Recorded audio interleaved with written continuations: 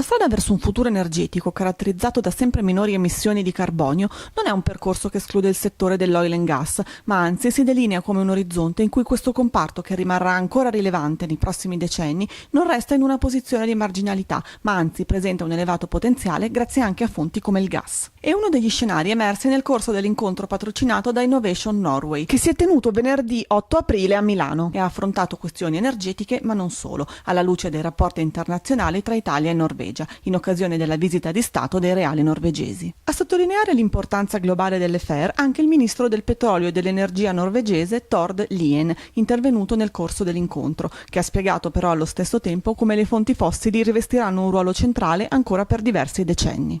Renewable energy is globally on the rise. That is of course encouraging, and the Norwegian government strongly support that development.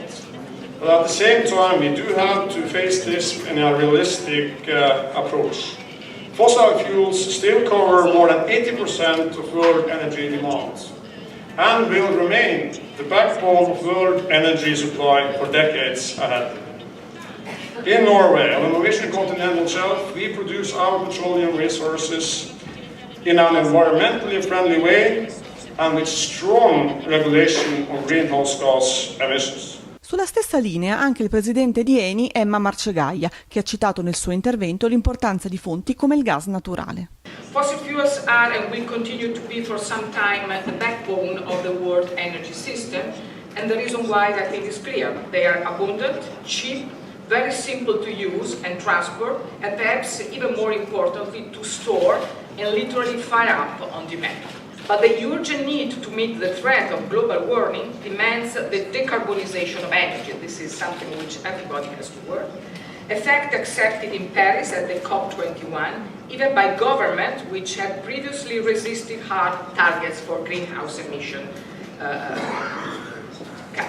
So there is no denying for the world must accelerate along the path of decarbonization, and there is no doubt that we can still do much more right now to limit greenhouse gas emissions. For example, greater use of natural gas for electricity generation and transport could greatly cut emissions. As we know, natural gas emits around half of the carbon dioxide emission of coal when burned for power generation. It is very flexible, being brought online quickly to meet fluctuating power demands, and is therefore an ideal partner for intermittent renewables, which are becoming more and more dominant in the power grids. Un percorso dunque, quello verso le energie rinnovabili, che come ha sottolineato Jens Öklen, Executive Vice President di Statoil, non può avvenire in maniera improvvisa, per ragioni di tipo tecnico ed economico. But for me the broader question is, and I think that also hits everyone in this room, how do we move towards low carbon future? The agreement that was made in Paris last December represents a turning point in combating climate change, and we in Statoil fully support the signing of that agreement. And I know that many would like fossil fuels to be replaced by renewables immediately, but that is impossible. That is not going to happen for technical reasons, for economic reasons. So it has to happen step by step. The reasons why we in Statoil see natural gas as a tool to reduce greenhouse gas emissions are the following.